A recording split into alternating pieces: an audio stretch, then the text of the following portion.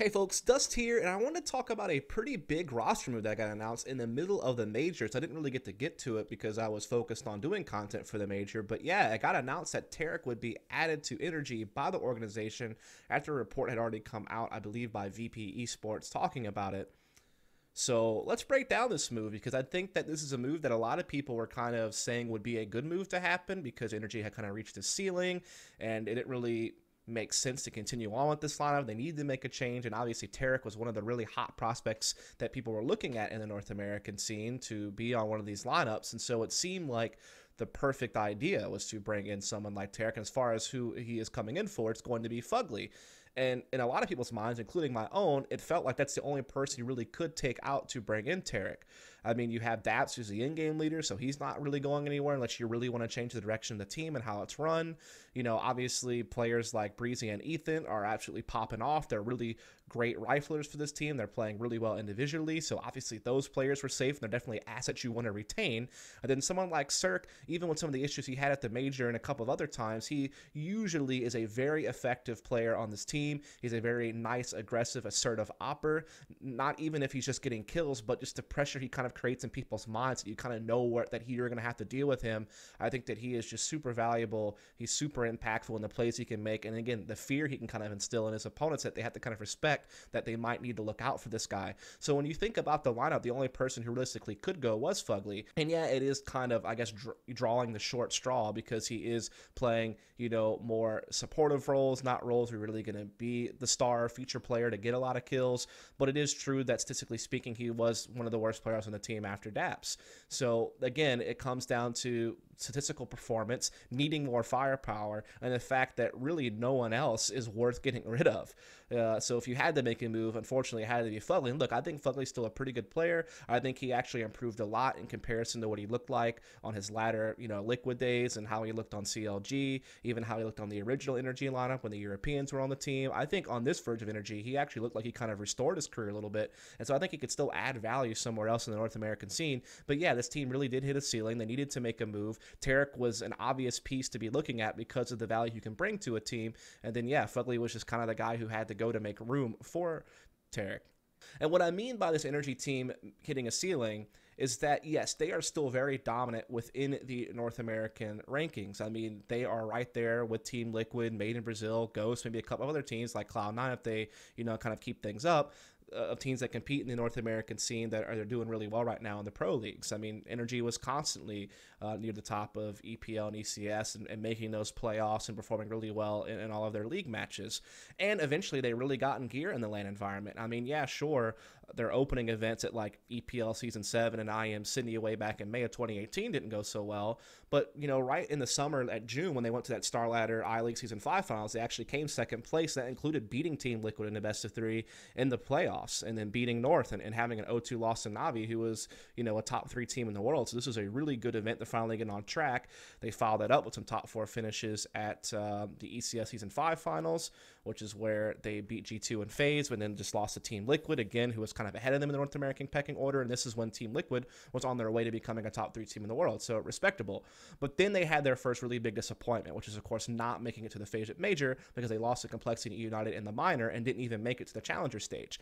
This was a huge slap in the face to the team that was really building up until this point. So that's already one issue that they've had is the majors, because obviously we know what happened to them at this major, which we'll talk about in more detail in a second, but keep that in the back of your mind while you also see what they did at the major just previous, not even making it to the Face It major. Now they had a bit of a recovery at IM Shanghai by winning, but there was really no competition there other than, I guess, Hellraisers, but I don't think they even were able to play with Woxic, so that's obviously a pretty huge asterisk next to beating Hellraisers. And then they beat Tyloo in the finals, but yeah, other than that, there really wasn't that much competition. So it was a win, but it was kind of a win at a smaller event. And then they immediately followed that up with a group stage exit at DreamHack Masters Stockholm, where they lost to Navi in a best of 3. Granted, they took a map off of Navi. Now it's the top 3 team in the world. That's great. Like you're still, pushing some of these elite teams in the world, but you're not getting those really big best of 3 victories. Again, at this point, the only really big best of 3s that they won were the win against Team Liquid at Starlighter Season 5, and I guess maybe beating North at that event, you could maybe consider a pretty solid best-of-3 victory. But other than that, not really any big best-of-3 victories for them. And it pretty much continues on that way until ESL One New York, where they actually did beat FaZe and G2 in best-of-3s, and they took a map off of Liquid in the group stage as well. They ultimately lost to Esports in the semifinals. Really close match still on both of those maps. And Esports were obviously playing really strong at this event. This event, they wound up beating Team Liquid in the finals. And then, yeah, you had the top 4 for them at Starlighter Season 6 as well, where they, went through the Swiss system just fine. They beat North in the best-of-3, but then lost to Vegas Squadron in the semifinals. They actually won CS Summit 3, beating some kind of, top NA teams, at least, like beating Ghost, and then beating Heroic. It's a pretty respectable European team. They beat Big, also a pretty respectable European team at the time. And then beating Optic in the finals, who obviously had their issues, but still has some talent on the lineup at least, or some individuals that can play strong. But then, again, some disappointment at IM Chicago, as well as at the ECS Season 6 finals, both group stage exits, a teams you think they should be able to beat. They lost to LDLC at Chicago, they lost to North at ECS, which is a team that's been having their issues towards the end of the year, and a team that they had actually been able to beat in the past, like Starlighter Season 6, for example. And then they went to Malta, where, again, they didn't really beat anybody of super big name value other than, like, Hellraisers. But, again, they're not really, like, a top 10 team or anything like that. But still an okay win, but did lose to Team Liquid in the finals. Then EPL Season 8, they go out in groups, losing to Made in Brazil and Ghost. They didn't actually get any best-of-3 victories at that tournament. Then they did take care of business at this America's Minor, so that was good. They took care of business at the Challenger stage as well. They actually went 3-0, including beating Tyloo in a best-of-3. But, of course, Tyloo were coming in with a brand-new lineup, so you really have to kind of think about that in context. Within the Legend stage, they went out 0-3. Now, granted, they played really close games. They played against NIP on Nuke, where they went 14-16. They did play really close against Avangard on Overpass, losing 13-16. But then they had the unforgivable happen, which was when they lost a best-of-3 to Complexity, a team that had been struggling a ton coming into this major, a team that did not look very strong outside of this victory against NRG at this major. And so that's the one that you really can't forgive, in my opinion. So again, this team really hit a lot of obstacles, particularly at majors, where they were never achieving what they needed to at these Valve majors, and only happened twice a year. The first time around, the FaZe major didn't even make it. And then it was this major where certainly they were expected to at least make top 8, considering their level of performance leading up to the major. And look, here's the deal. At the end of the day, it's great being a top 10 team in the world. Actually, at one point, they were ranked amongst the top 5. But they were one of those teams that seemed like it was super inflated that they were top 5, because they legit weren't really beating any top 5 teams to be there. And they really didn't have very many big best-of-3 victories on land to begin with. I mean, again, other than, some of the best-of-3s they won at ESL One New York against FaZe, and maybe like the one time they beat Team Liquid in the best-of-3 at Starlighter Season 6 way earlier in 2018, there really wasn't a whole lot of big best-of-3 victories there. Yeah, they beat a couple of decent teams in best-of-3s, but they never really beat the elite teams when they got the chance. And if this team ever wants to become a true top 5 team in the world and actually beat some of the best teams of the world on somewhat of a regular basis, they weren't going to do it with this lineup. It didn't seem like they had their chances. They had plenty of time together, but it wasn't happening. They had a couple of really big hiccups, and then, yeah, they just kind of had some mediocre finishes as well. Some really good finishes. Again, it's not all doom and gloom. This team certainly did accomplish a lot within the region of North America, and they did have a couple of good showings in international tournaments, but it just did feel like they weren't ever going to grow from this point. It seemed like they had hit a wall.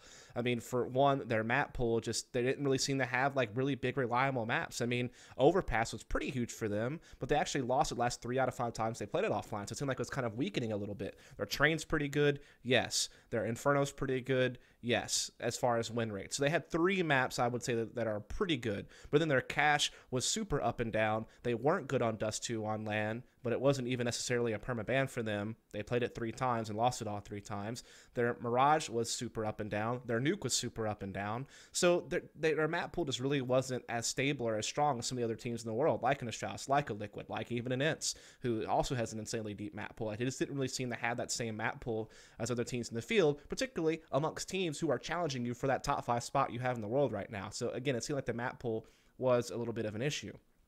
And again, you could say that firepower is a bit of an issue as well, because most of the teams in the top 10 have, really strong individual fraggers in almost every single role. There are a couple of exceptions, like Navi, where you have guys like Edward and Zeus, who can certainly be liabilities fragging-wise. Obviously, FaZe has had a couple of their players had some issues with individual form, but in general, they have players who are very much capable of performing in basically all 5 spots. Astralis has people who are capable of fragging in all 5 spots. Liquid has players who are capable of fragging all 5 spots. Ints has several really strong fraggers on their team as well. We definitely saw a lot of that in the major, and I could go through several more teams basically point to the same thing. I mean, Big is, I guess, another exception, like Navi, who has like Gabi and Tizian, who won't always put up numbers, but you get my point. Like, most teams have, I would say, like 3 really strong players, 2 of which are like star level players, and then a 4th player who can still frag pretty well. But NRG doesn't have that. They're in kind of a similar boat to a Navi and a Big, where they really only have like 3 players they can rely on to frag. And obviously Navi is a big exception to that, even because they have really top heavy players like Simple Electronic who can carry them through games when they're in form, and Simple almost always is. So yeah, if you want to compete with that, you do need a little bit more firepower, and so bringing in someone like Tarik does make perfect sense in that regard. And maybe he can bring fresh ideas, bring a different perspective, help them, come up with ways to fix some of their issues with some of their maps, or some of their, issues as a team internally, or you never know. It could also just bring that breath of fresh air to kind of kick the team into gear, kind of increase the motivation, and just give them something different to work with that will maybe inspire something new in the team. Now, the one issue with bringing Tarik in is I don't know how you implement him. Because the way the team operates now, Breezy is very much an aggressive rifler, very much an entry fragger. The mini maps that they play, he does play, very active positions, like, playing Boiler on Inferno on T side. So he's going to be used very actively to control top middle when you're playing a default, and obviously can be used in executes. Obviously, Breezy is one of the guys that plays middle on Mirage when you're taking mid control, and again, can be one of the guys looking to swarm and trade into a bomb site. He's also one of the guys that is used to kind of get control of bathrooms and such on the T side of Overpass. So he is very much an active rifler. Now, Ethan is a bit more of a hybrid rifler. In certain situations, he can kind of play the edge of the map, so to speak. But on mini maps, he also is very active. Like on Cash, he's super active on taking mid control and working into A main and taking A bomb site on executes and things of that nature. He's also the one attacking Banana on Inferno. So again, a very active role, at least the last few demos I watched. I mean, I didn't watch all their games this major, so maybe they made some changes. But again, Ethan is usually very active. There is an exception, which is Overpass, where he plays outside the B bomb site on defaults. But in general, he can be quite active and assertive in his own right, even if sometimes he's a peripheral role player. Then you have someone like Daps, who doesn't really typically like to be the in-game leader from a peripheral role. He tends to want to be more with his, main map control group, I guess you could say. So on a map, like Cash, he's kind of one of the guys that can be maybe working with some of these players towards mid or A main, or he can be working with Ethan on Banana on Inferno. Those are just a couple of examples, right? And then you obviously have Tarik, who's going to be, your AWP player, right? And it was Fugly who was really kind of the one that was almost always in the edge of the map role, or in a solo role at least, right? So, he was a guy playing maybe like the B side on a default on Cash, maybe playing Squeaky Door by himself on a map like Cash. And then maybe he was, obviously the guy playing Apartments on Inferno, or, he was the guy playing inside the B apartments on Mirage or something like that. So he was very much, that guy solo on the edge of the map, more of a lurk, more of a support factor. So how does Tarik fit in? I don't think it makes sense to plug and play Tarik and Fugly's old spots and call it a day. I think there's going to have to be some compromise and kind of giving Tarik some really meaningful roles, but not, rocking the boat too much, because you still want Ethan to be able to do what he does best, because he has been such a strong rifler for this team. You want Breezy in the exact same positions because he's obviously been very strong for this team. Daps is maybe the one that might have to take a little bit of a hit and take some of Fugly's spots and give Tarik some of his spots maybe. I'm not really sure. This is actually very, very similar to the situation Liquid find themselves in implementing Stewie 2K, because they're having to give him some of maybe Twist spots and move Twist around. And he's obviously a really superstar level player, so you don't want to rock the boat too much on Liquid, because you already had very good pieces in NAF and a Twist and an Elige, and you don't want to mess with their roles too much to fit in Stewie 2K, but you need to give Stewie some spots where you can have comfort and he can have impact. Otherwise, you're just kind of wasting his talent away like Made in Brazil did. So, yeah, it's one of those things where I'm sure there's going to be a lot of compromise and give and take to implement Tarik. But again, Tarik can bring a lot of value to this team as a fragger. He was definitely a really strong fragger on Cloud9, and even into his Optic days, a very useful aggressive rifler, and certainly had his moments on CLG as well, if you go way back in his career. So he definitely can bring that fireball to the team. Remember, he was also a guy who was an in-game leader for Cloud9 when they had some success through the end of 2017 and obviously into E-League Boston. So maybe he isn't even an in-game leader option for NRG if at some point they need to make even another roster change, and they could maybe shift Tarik into an in-game leader role and then bring in another player. Not saying they need to think about that right now. That would be like in the distant future if like things really go to shit with this lineup. But I'm just saying it's an option. At the very least, he can be another guy next to Daps and next to I'm a Pet that can bring ideas strategically to the team, on top of being an additional piece of firepower, a guy who can have impact, a guy who can make plays, who can be like a Stewie 2K in your CT side and make plays outside of Cirque's AWP to give you that aggressive footing, and just to be another really nice rifler alongside Breezy and Ethan to really make this team pack a punch. I think that this was certainly the right move considering NRG's troubles at majors and the fact they had kind of hit a ceiling in international events in general. They weren't getting the big best of 3 victories against teams ranked above them to move up their rankings. They were having some North American teams start to catch up to them because, Liquid's playing really strong. Made in Brazil's on their horizon. They look really strong at this major. Ghost is up there with you. If they want to maintain their position at the top of North America in these leagues and continue to get those playoff spots, then, you got to be worried about who's coming from underneath you.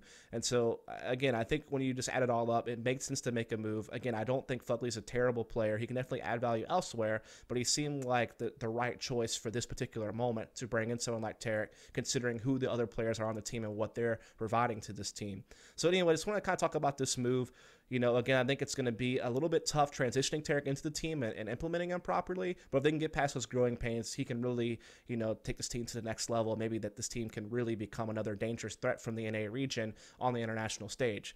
So yeah, without further ado, I'm going to sign out. Catch you next time. If you did enjoy all the content here, please subscribe for more, and I'll see you again soon.